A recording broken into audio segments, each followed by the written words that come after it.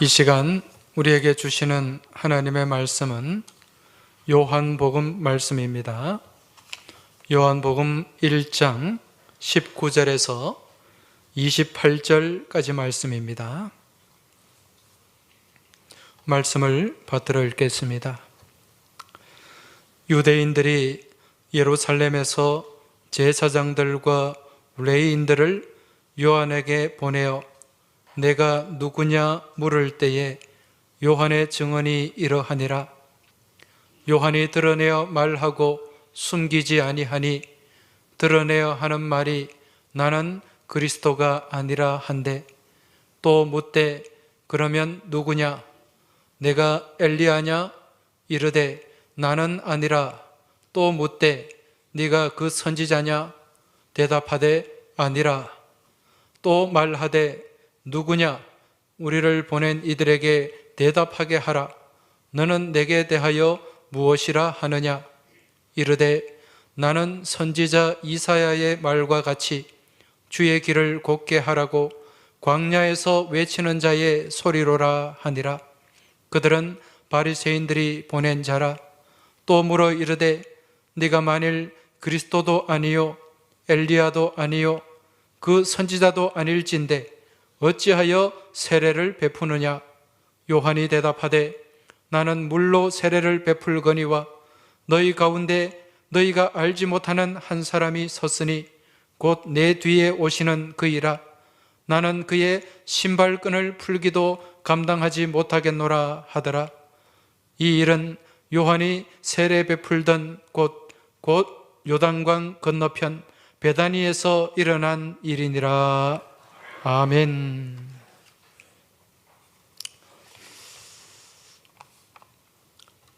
우리가 오늘 요한복음 1장의 말씀을 읽었는데, 요한복음 1장 1절을 보면 태초에 말씀이 계시니라 이렇게 시작을 하고 있습니다. 태초에 말씀이 계셨는데 그 말씀이 바로 하나님이다, 그런 메시지입니다. 여러분, 굉장히 철학적이죠. 잘 아시는 것처럼 요한복음은 굉장히 철학적이고 현학적인 메시지를 담고 있습니다. 신약 성경에 사복음서가 나옵니다. 사복음서는 마태, 마가, 누가, 요한복음이죠. 그런데 이 사복음서 가운데 세 개의 복음서를 공관복음이다, 그렇게 얘기를 합니다. 공관이라는 것은 같은 시각, 같은 관점으로 쓰여진 말씀이다, 그런 의미죠. 그 공관복음을 우리는 마태, 마가, 누가복음 그렇게 구분을 합니다. 그리고 요한복음은 따로 구분을 해요. 왜 그런가? 이 요한복음은 이 공관복음과는 달리 굉장히 철학적인 그런 내용을 담고 있기 때문에 그렇습니다. 자, 요한복음 1장 1절 태초에 말씀이 계시니라, 이 구절 가운데는 이 그리스 철학, 이 헬라 철학의 기초가 되는 두 개의 단어가 등장합니다. 그 단어는 바로 태초라는 단어와 말씀이라는 단어입니다. 이 태초라는 말은 헬라어로 아르케라는 단어로 기록이 되어 있습니다. 이 아르케라는 말은 본질, 원인, 근거, 이런 의미가 담겨 있죠. 그리고 말씀은 헬라어로 로고스입니다. 이 태초와 말씀, 아르케와 로고스, 이 두 단어는 이 그리스 철학에, 더 나아가서 서양 철학에 아주 중요한 명제입니다. 서양 철학에 관심이 있거나 또 그 철학을 좀 공부해 보신 분들은 아마 다 들으시고 아실 거예요. 이 서양 철학의 이 철학자들 중에 유명한 그 탈레스라는 철학자가 있습니다. 이 탈레스라는 철학자는 이 만물의 아르케, 이 만물의 근원을 물이라고 했습니다. 모든 이 우주의 시작은 물로 시작이 된다. 왜 그런가? 이 우주를 구성하고 있는 많은 것들이 물로 인해 생명을 유지하기 때문에 그래요. 식물도 그렇고 동물도 그렇고 사람도 그렇습니다. 요즘도 우주선을 띄워가지고 달로 보내고 화성으로 보내는데 거기 가서 무엇을 찾습니까? 물이 있나 없나? 왜? 이 물이 있어야 생명이 살아갈 수 있기 때문에 그렇다는 것입니다. 그래서 이 탈레스라는 철학자는 만물의 아르케, 그 근원이 물이다, 그렇게 이제 주장을 했던 거죠. 이와는 다르게 헤라클레이토스라는 또 철학자가 있습니다. 이 헤라클레이토스라는 철학자는 만물의 근원은 불이다, 그렇게 얘기를 합니다. 이 불이라는 것은 따뜻하게 데우지 않습니까? 이 낮과 밤도 불로 인해서 바뀐다는 거죠. 낮에는 따뜻하고 밤에는 서늘하고 추워집니다. 그리고 겨울이 지나가고 봄이 오는 것, 이 사계절이 돌아가는 것도 불로 인해서 추위가 지나가고 따뜻한 봄이 온다. 그리고 생명도 불에 있다고 본 거예요. 왜 그런 거 하니? 사람이나 짐승이 살아있을 때는 체온이 있어요. 생명이 있을 때는. 근데 그 생명이 떠나게 되면 체온이 싸늘하게 식어버리게 됩니다. 그래서 이 헤라클레이토스라는 철학자는 만물의 근원은 불이다, 그렇게 생각하고 주장을 했던 거죠. 그리고 또 다른 철학자 아낙시메스라는 철학자는 만물의 근원 아르케가 공기다. 산소, 수소 이래 섞인 공기, 이 공기가 만물의 근원이다, 그렇게 주장하기도 하고, 우리가 잘 아는 피타고라스, 이 피타고라스도 철학자입니다. 철학자이자 수학자인데 이 피타고라스는 만물의 근원이 수다, 숫자다, 그렇게 얘기를 합니다. 그래서 이 1은 점이고 2는 선이고 3은 면이고 4는 공간이다, 그렇게 얘기하면서 숫자가 만물의 기본이다. 그 요즘 보면은 자동차를 만들거나 움직이거나 로켓을 띄우는 거 다 숫자로 계산을 하지 않습니까? 그죠? 그래서 이제 피타고라스는 수가 아르케다, 그렇게 얘기를 했다는 거죠. 이처럼 이 당시 헬라의 뛰어난 철학자들은 이러한 우주의 만물의 시원, 근원이 되는 이 아르케를 찾기 위해서 평생을 연구를 했고, 또 자기가 연구한 그 결론을 가지고 이것이 아르케다, 물이 아르케다, 불이 아르케다, 그렇게 주장을 펼치곤 했던 것입니다. 자, 그런데 오늘 이 요한복음, 이 말씀을 기록한 이 사도 요한, 이 사도 요한은 아르케를 무엇이라고 얘기하는가? 바로 말씀이다, 로고스다, 그렇게 얘기를 합니다. 이 로고스라는 개념은요, 이 헬라 철학에서 만물을 움직이는 힘이라고 생각을 합니다.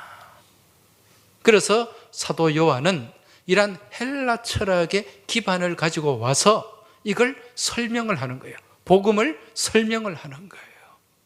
여러분, 우주가 창조될 때 하나님이 무엇으로 만드셨습니까? 말씀으로 창조하시고 하나님은 말씀으로 온 우주 만물을 다스리고 통치하십니다.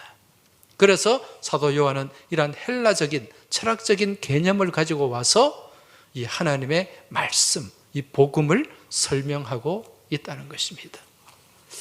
왜 이렇게 하는가? 여러분, 예수님 당시에 이 고대 근동과 이 유럽 지역을 지배하고 있던 사상이 무슨 사상이었습니까? 헬레니즘 사상이었죠. 헬레니즘. 유럽과 소아시아와 북아프리카까지 이 헬레니즘 문명이 다 지배를 하고 있었고, 헬라 철학이 그들의 생각과 사상을 지배하고 있었다는 것입니다.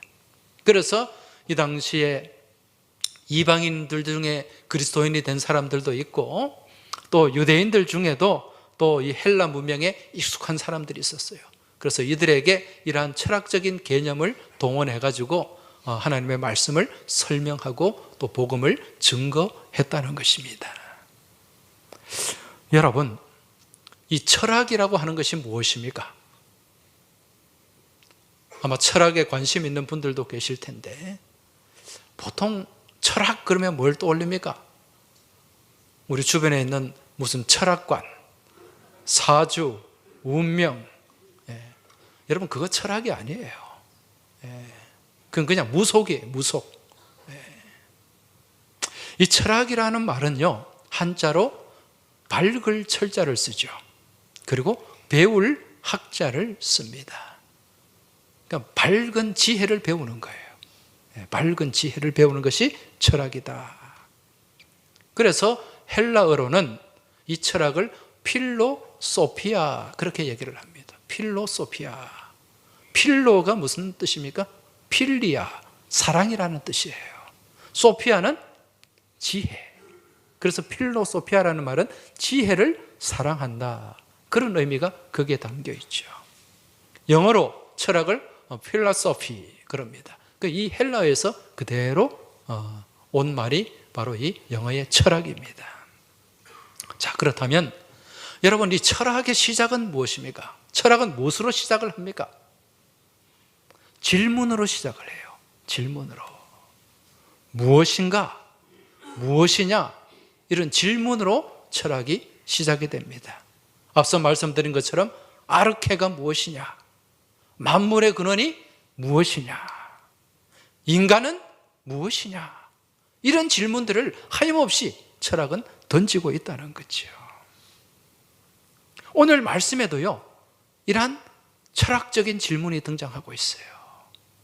그 질문이 뭡니까? 오늘 제목을 좀 보이소. 네가 무엇이냐? 네가 무엇이냐? 너는 누구냐? Who are you? 너는 누구냐? 너는 무엇이냐? 지금 이런 질문을 하고 있습니다. 오늘 19절 말씀을 한번 보십시오. 유대인들이 예루살렘에서 제사장들과 레위인들을 요한에게 보내어 내가 누구냐 물을 때에 요한의 증언이 이러하니라. 네가 누구냐? 누가 받은 질문입니까? 요한이 받은 질문이에요.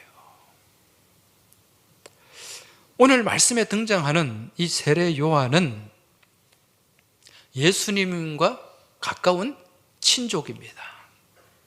그래서 성경을 연구하는 학자들은 이 세례 요한이 예수님과 이종사촌일 것이다, 그렇게 추측하는 거예요. 아니다, 너무 가깝다, 아마 이종 6촌쯤 될 것이다, 그렇게 얘기를 합니다. 이 성경에서 유대인들은 친족이라고 하는 것은 8촌, 10촌은 넘어가지 않거든요. 그래서 그런 어머니하고 또 이 엘리사벳, 마리아가 가까운 친족이니까 아마 이종 6촌이나 4촌쯤 될 것이다, 그렇게 추정합니다. 예수님보다 6개월 먼저 태어났어요. 그런데 이 세례 요한이 예수님이 공생의 사역을 하시기 전에 유대 사회에 굉장한 파장과 영향을 미쳤습니다. 여러분, 우리 복음서 말씀에 보면 세례 요한이 이제 예수님 사역하시기 전에 막 어디서 외쳤습니까? 광야에서 외쳤어요. 이 유대 사회와 광야를 다니면서 무엇을 입고? 약대 털옷, 낙타 털옷, 낙타 털옷을 걸치고, 그리고 무엇을 먹으면서? 메뚜기와 석청을 먹으면서, 그리고 외쳤는데, 그때 세례 요한이 주로 외친 메시지가 무엇이었습니까? 회개하라, 천국이 가까웠느니라. 이 메시지를 외치고 다녔어요. 그리고 그 당시에 유대 사회에 유력한 사람들, 바리새인과 사두개인들을 향해서 거침없는 그런 말을 쏟아냈습니다. 이들을 향해서 뭐라고 말했습니까? 독사의 자식들아, 독사의 자식들아. 우리말로 하면 뱀새끼라, 그런 얘기예요. 뱀새끼. 얼마나, 여러분, 개 아들도 그런데 이런 말을 거침없이 쏟아냈다는 거예요. 그러면서 회개해라. 회개의 열매를 맺어라.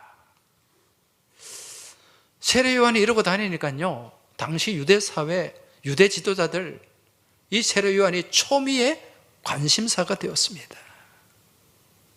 그런데 이 세례 요한을 만나고 그 메시지를 들은 사람들 중에는, 야, 이 세례 요한이 대단하다. 이 사람은 위대한 선지자다. 이 사람이 바로 그 오실 메시아, 그리스도일 것이다. 그렇게 생각하고 그렇게 이야기하는 사람들이 있었어요. 또 어떤 사람들은, 아, 이 사람이 바로 다시 온 이 땅의 엘리야다. 그렇게 얘기하는 사람도 있었습니다.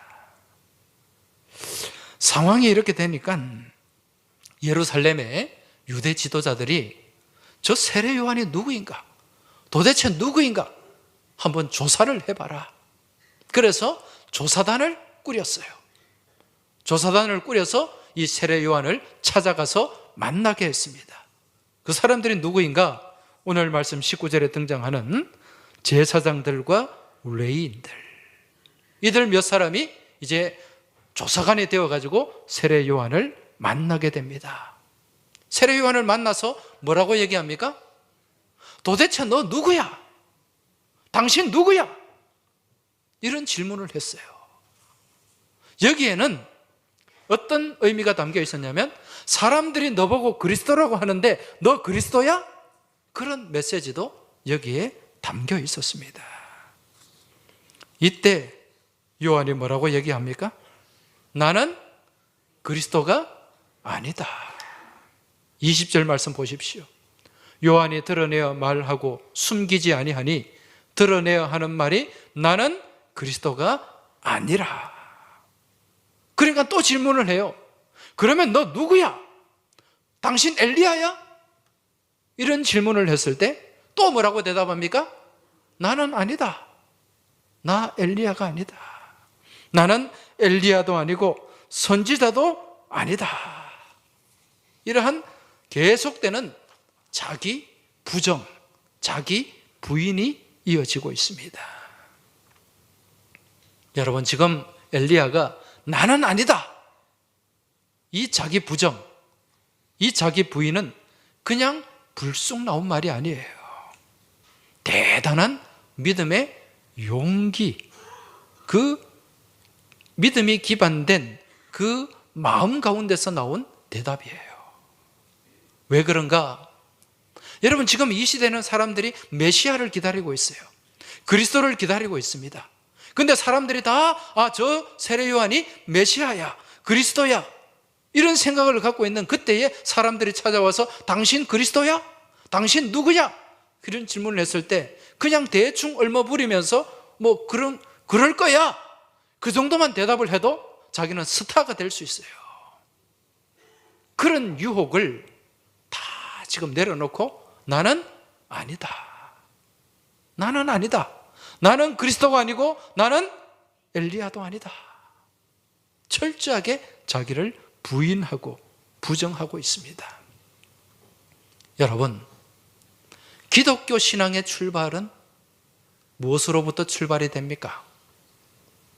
기독교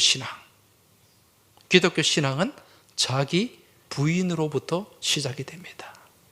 자기 부정, 나는 아니다라는 자기 부정이에요. 나는 죄인입니다. 나는 의인이 아닙니다. 나는 의롭지 않습니다. 내 안에는 아무런 구원의 여망이 없습니다. 이런 고백, 자기 부인, 여기서부터 신앙이 출발된다는 거예요. 그런데 이 땅을 살아가는 많은 사람들, 그 사람들 중에 상당수가 무엇에 사로잡혀 있는가? 자기 의에 사로잡혀 있어요. 여러분, 자기의라는 것이 무엇입니까? 내가 옳다는 거예요. 내가 맞다는 거예요. 내가 정의롭다는 거예요. 나만이 옳은 길을 걸어가고 있다는 생각입니다. 그럼 나만 옳고 내가 정의로우면 다른 사람들은 어떻습니까? 틀린 거예요. 불의한 거예요. 이런 생각, 자기의에 사로잡히고 있으면 항상 무엇이 생기는가? 다툼이 생기고 분쟁이 생겨난다는 것입니다. 그러나 기독교 신앙은 어떠한가? 자기를 부정하는 거예요. 나는 의롭지 않다. 나는 죄인이다. 내 안에 조금도 의로움의 싹이 없고 나는 철저하게 죄로 물든 존재이다. 따라서 내 안에는 아무런 구원의 여망이 없다. 이렇게 깨닫고 고백하는 가운데 기독교 신앙이 시작이 되고 그 문이 열리게 되는 줄 믿으시기 바랍니다. 지금 세례 요한이 계속해서 자기 부인을 하고 있어요. 자기 부정을 하고 있습니다. 그러니까 이들 조사관들이 뭐라고 얘기하는가? 그러면 도대체 네 스스로 네가 누구라고 생각하느냐? 내가 무엇이냐? 이런 질문을 던집니다. 22절 보십시오. 또 말하되 누구냐? 우리를 보낸 이들에게 대답하게 하라. 너는 내게 대하여 무엇이라 하느냐? 너는 너 자신에 대해서 무엇이라고 생각하느냐? 네 스스로 너는 누구라고 생각하고 말하느냐? 너의 정체를 밝혀라. 이런 메시지입니다. 너의 정체를 밝혀라. 너 누구야? 이런 질문에 세례 요한이 뭐라고 대답합니까? 이르되 나는 선지자 이사야의 말과 같이 주의 길을 곱게 하라고 광야에서 외치는 자의 소리로라. 이 대답을 하고 있습니다. 자신은 무엇이라고요? 광야에서 외치는 자의 소리라. 당신 누구야? 너 누구야? 라는 그 질문에 자기 스스로의 정체를 밝히고 있습니다. 세례 요한 자신은 누구라고 말합니까? 광야에서 외치는 자의 소리다. 이게 무슨 말입니까? 여러분, 세례 요한은 자신을 소리라고 얘기를 합니다. 여러분, 소리가 뭐죠? 소리는 언어를 담는, 메시지를 담는 도구예요. 여러분, 말을 하려면 뭐가 나와야 돼요? 소리가 나와야죠. 멍멍, 꽥꽥, 이게 뭡니까? 소리예요.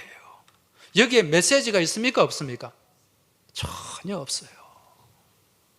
그럼 이 소리가 언어가 되려면 거기에 메시지가 담겨야 돼요. 메시지가. 지금 세례 요한은 자기는 메시지가 아니라는 거예요. 자기는 단지 무엇일 뿐이다? 소리일 뿐이다. 진짜 메시지는 어디에 있다? 내 뒤에 있다. 내 뒤에 오시는 그분이 진짜 메시지고 그분이 말씀이다. 그분이 로고스라는 말씀입니다. 따라서 나는 그분의 길을 예비할 따름이다. 그리고 나는 그분의 신발끈, 신들매도 풀 자격이 없는 사람이다. 여러분, 이 예수님 당시에 신발끈을 메고 푸는 것은 누구의 일이었습니까? 노예들의 일이었어요. 나는 그분의 노예만도 못한 존재다. 그런 고백입니다. 나는 그리스도도 아니고 나는 엘리야도 아니다. 나는 단지 내 뒤에 오시는 그분의 길을 예비하러 왔는데 나는 사실 그분의 신발끈을 풀 자격도 없는 존재이다. 확실한 자기 정체성을 가지고 있었던 거지요. 이러한 정체성 가운데 세례 요한은 자기에게 주어진 사역을 감당했고, 그리고 그 뒤에 오시는 예수님의 그 사역을 예비하고 그 길을 열어드릴 수가 있었다는 것입니다.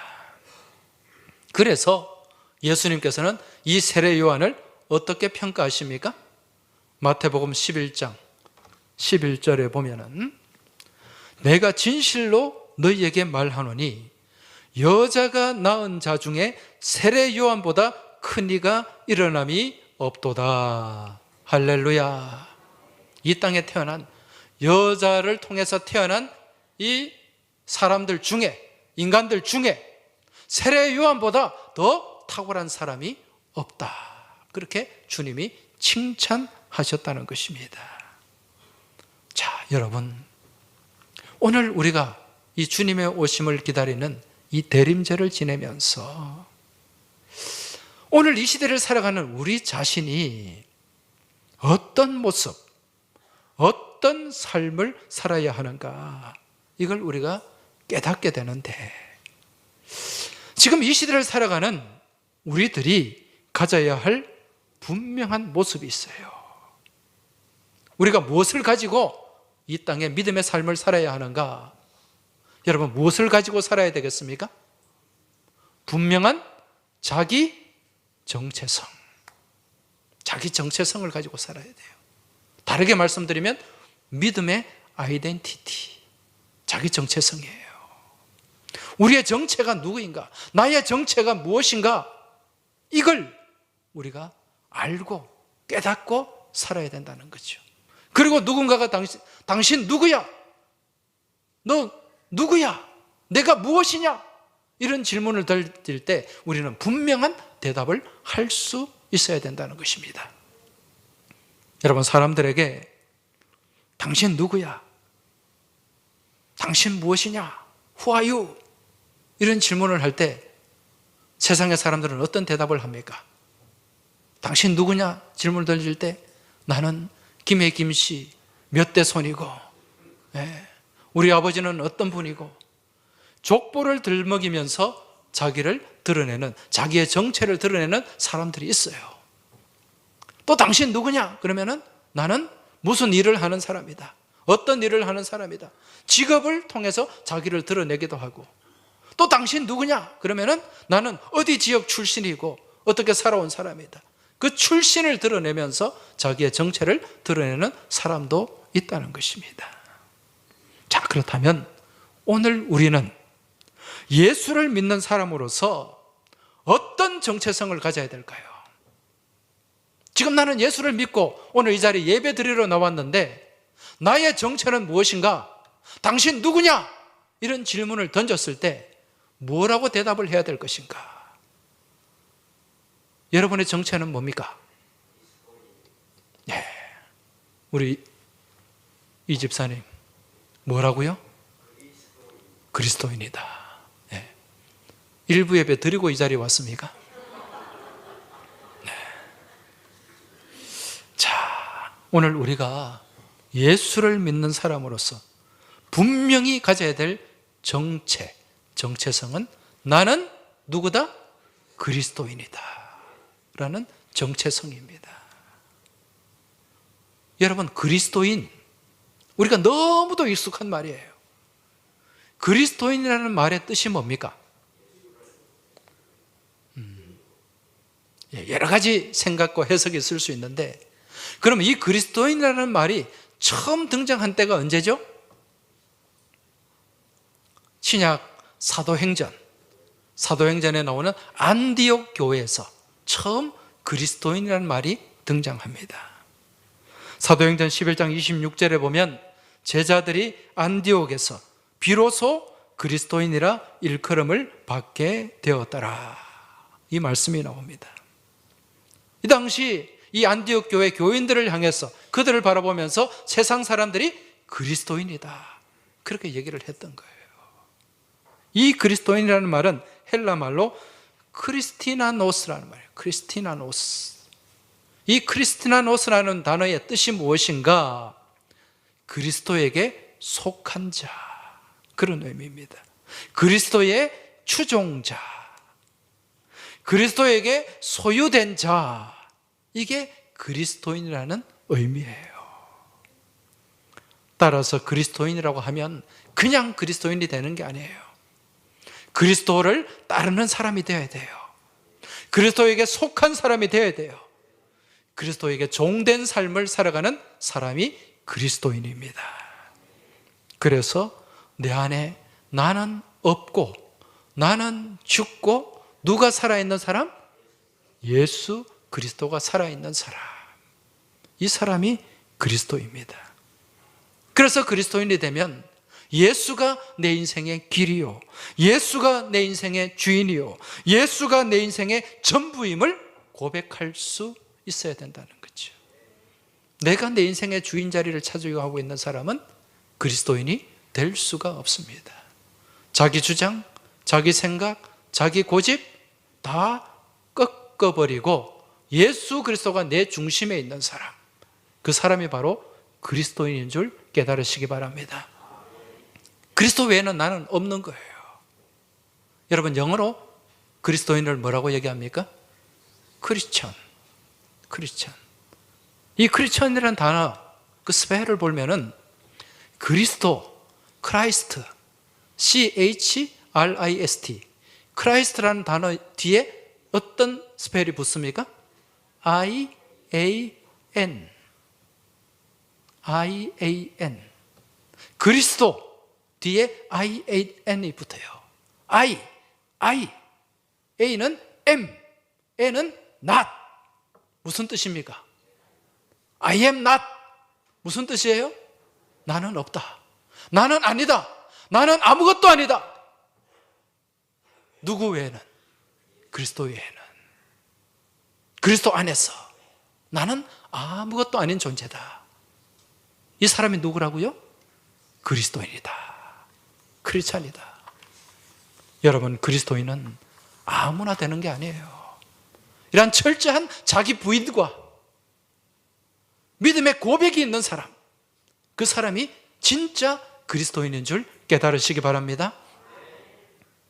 교회 안에는요, 두 종류의 사람이 있습니다. 어떤 사람이 있는가? 먼저는 교인이 있어요. 그리고 두 번째는 그리스도인이 있습니다. 교인은 뭡니까? 우리 항서교회에 등록된 사람은 다 교인입니다. 교회를 왔다 갔다 하는 사람이에요. 교인은 예배도 드리고 기도에도 참여해요. 교회 문턱을 드나드는 사람. 그런데 그러한 교회를 왔다 갔다 하는 사람들 중에 이 교인들 100% 다 구원받을 수 있을까요? 100% 다 천국 백성이 될 수 있을까요? 죄송하지만 아닙니다. 보장할 수 없어요. 그저 교회 습관적으로 왔다 갔다 한다고 해서 다 구원받고 천국 백성이 된다? 장담할 수 없다는 것입니다. 그러나 그리스도인, 자기를 부인하고 자기를 부정하고 예수가 전부인 사람, 예수가 내 인생의 주인이 되는 사람, 그 사람은 100% 천국 백성이 될 수 있다 없다? 있다. 100% 구원을 받을 수 있다 없다? 있다. 여러분, 그리스도인은 확실하게 구원받습니다. 할렐루야. 그럼 우리는 교인이 되어야 될까요? 그리스도인이 되어야 될까요? 대답 좀 하시기 바랍니다. 여러분은 지금 교인입니까? 그리스도인입니까? 아직 그리스도인이 못된 사람도 있어요. 그런데 앞으로 무엇이 되어야 될까요? 그리스도인이 되어야 됩니다. 교인으로 머물러 있어서는 안 된다는 거예요. 교회에 왔다 갔다 하는 사람으로 끝나서는 안 된다는 거예요. 무엇의 자리까지 올라가야 된다? 그리스도인의 자리까지 올라가야 돼요. 그런데 그리스도인은 쉽게 되는 게 아니죠. 먼저 무엇을 부인해야 된다? 자기를 부인해야 돼요. 나는 죽고 내 안에 그리스도, 예수가 살아있는 사람, 이 사람이 그리스도인입니다. 따라서 예수 안에서 내 자아도 죽어야 돼요. 내 고집도 죽어야 돼요. 내 허탄한 욕망도 죽어야 돼요. 죄성도 죽어야 됩니다. 그래야 진짜 그리스도인이 되는 줄 믿으시기 바랍니다. 이러한 그리스도인은요, 담대합니다. 세상 가운데서 예수 때문에 어려움 당하고, 예수 때문에 손해 입고, 예수 때문에 비난당하고 손가락질 당할지라도 나는 예수를 믿기 때문에 거짓과 타협할 수 없고, 나는 예수를 믿기 때문에 불의와 타협할 수 없다는, 불의와 맞설 수밖에 없다는 그 믿음의 용기와 고백을 가지고 나아가는 사람, 여러분, 그 사람이 진짜 그리스도인인 줄 깨달으시기 바랍니다. 지금 우리는 대림절 세 번째 주일을 지내고 있습니다. 이 땅에 다시 오실 우리 주님을 우리는 기다리고 있습니다. 그러한 기다림 가운데 우리는 스스로의 정체를 확인해야 됩니다. 나는 누구인가? 우리 주님께서 네가 무엇이냐? 이런 질문을 던질 때 조금도 꺼리낌 없이, 흔들림 없이 고백하고 선언하고 선포할 믿음의 고백이 우리에게 있어야 된다는 거죠. 물에 물 탄 듯이, 술에 술 탄 듯이 아무런 구분도 없는 그러한 삶이 아니라 이 땅 가운데서 확실히 구별되고 구분되는 그러한 거룩한 모습 가운데 나는 누구이다 라는 그 선언과 선포를 가지고 우리는 믿음으로 나아가야 될 줄 믿습니다. 여러분은 누구입니까? 나는 누구입니까? 그리스도인입니까? 믿으십니까? 그런 삶을 살기로 작정하고 결단하십니까? 네. 우리 옆에 계신 분들에게 좀 말씀해 주세요. 오른쪽에 계신 분이 왼쪽에 계신 분에게 당신은 누구입니까? 질문하시고 그 질문에 확실하게 대답하시기 바랍니다. 시작. 네. 그 황 집사님하고 서장로님 두 분이 마주보고 하시기 바랍니다. 그래요. 물에 물 탄 듯이, 술에 술 탄 듯이 어영부영 하지 마시고, 지금 이 시간이 중요한 시간입니다. 다시 한번 질문하고, 오른쪽에 계신 분이 질문을 하시고 왼쪽에 계신 분이 답을 하시기 바랍니다. 시작. 네. 이제는 순서를 바꾸세요. 왼쪽에 계신 분이 오른쪽에 계신 분에게 질문하시기 바랍니다. 다시 한번 분명하게 질문하십시오. 당신은 누구십니까? 시작. 뭐라고 대답하셨어요? 그리스도인이라고 대답하셨습니까? 그렇게 믿으십니까? 그렇게 살아가길 결단하십니까? 그러면 승리하게 되는 줄 믿으시기 바랍니다. 이번 한 주간에도 스스로에게 질문을 던지세요. 스스로에게 계속 질문을 해야 돼요. 나는 누구인가? 나는 누구인가? 이 질문이 끊어지면 안 돼요. 그래야 우리는 이 세상과 맞설 수 있습니다. 이 세상과 맞서서 믿음으로 승리할 수 있습니다. 그 고백과 함께 나는 없어도 주님만 계시면 됩니다. 나는 있지만 주님이 계시면 아무것도 아닙니다. 여러분, 이 고백이 우리 안에 살아있어야 된다는 거죠. 여러분, 이 살아있는 고백, 나는 없어도 주님만 계시면 되고, 내가 있지만 주님이 계시지 않으면 나는 아무것도 아닙니다. 여러분, 이 고백을 담아서 이 한 주간 이 험한 세상과 맞서 승리하는 복된 대림의 계절이 되길 주의 이름으로 축원합니다.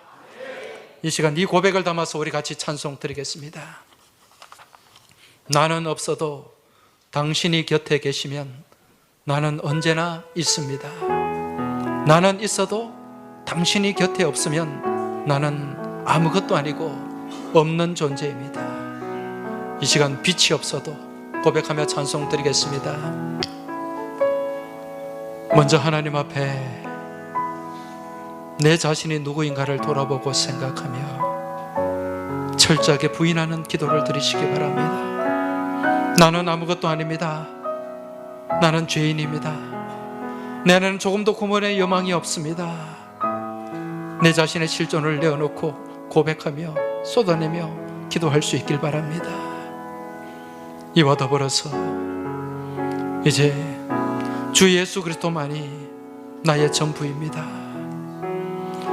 주님이 계시지 않으면 나는 아무것도 없고, 주님이 계실 때 내가 살아있는 존재고 생명 안에 살아갈 수 있습니다 라는 고백을 담아내고, 이제 앞으로 주님과 더불어서 그리스도인의 삶을 살겠습니다. 내가 주인된 삶이 아니라 우리 주님이 주인된 삶을 살아가고, 우리 주님을 내 중심에 모시고 주님만 고백하고 주님만 선포하고 주님만 증거하고 주님만 자랑하는 삶을 살아가겠습니다. 세상 가운데서 이제 나의 모든 것을 내려놓고 주님을 증거하는 삶을 살아내겠습니다 라는 이 고백을 담아서 같이 기도할 수 있길 바랍니다. 여러분, 지금 옆에 계시는 분들 신경 쓰지 마시기 바랍니다. 신앙은 철저하게 나와 하나님과의 관계 속에 이루어지는 사건입니다. 주님만 바라보고 주님만 생각하고 주님만 의지하며 오늘 나눈 말씀을 내 가슴에 담아서 주님 앞에 쏟아내고 간절하게 기도하는 시간을 갖겠습니다. 이 시간 우리 한번 주여 한번 크게 외치고 통성으로 합심하여 기도하며 나아가겠습니다. 주여! 아버지 하나님 감사합니다. 이 시간 저희들이 나누고 받은 말씀을 가지고 주님 앞에 우리의 신앙의 고백을 내어놓습니다. 저희는 아무것도 아닙니다. 저희는 아무것도 할 수 없습니다. 철저한 죄인입니다. 아버지 하나님, 이 시간 저희를 불쌍히 여겨 주옵소서. 우리 주님이 계시지 아니하면, 주님이 함께 하시지 않으면 저희는 아무것도 할 수 없음을 고백합니다.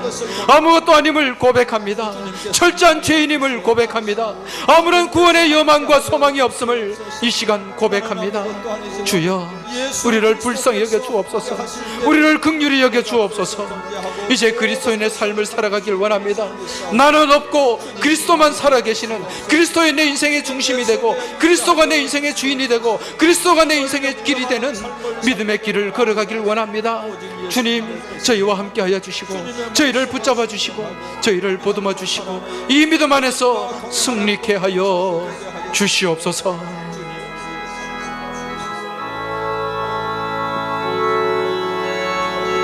아버지,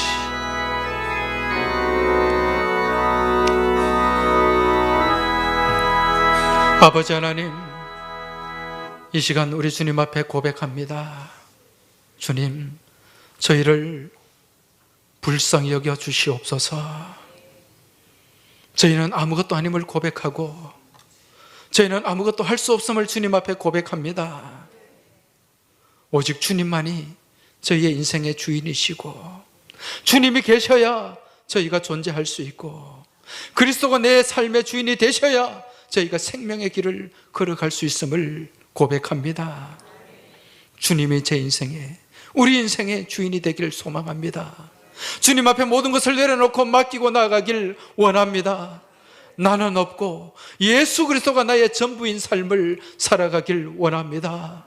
주님, 이 믿음의 고백을 담아서 이 믿음의 고백을 가슴에 품고 세상 가운데 나아가게 하시고 이 타락한 세상과 거친 세상에 맞서 승리하는 저희 모두가 되게 하여 주시옵소서. 이번 한 주간 이 믿음과 이 고백을 가지고 주님을 증거하기를 원합니다. 주님의 오신 성탄의 소식을 나누고 온 세상 사람들에게 이 소식을 증거하기를 원하오니 주여, 저희와 함께하여 주시옵소서. 이번 한 주간에도 이 말씀 안에서, 이 믿음 안에서 승리하는 저희 모두가 되기를 소망하며 예수 그리스도 이름으로 기도하옵나이다. 아멘.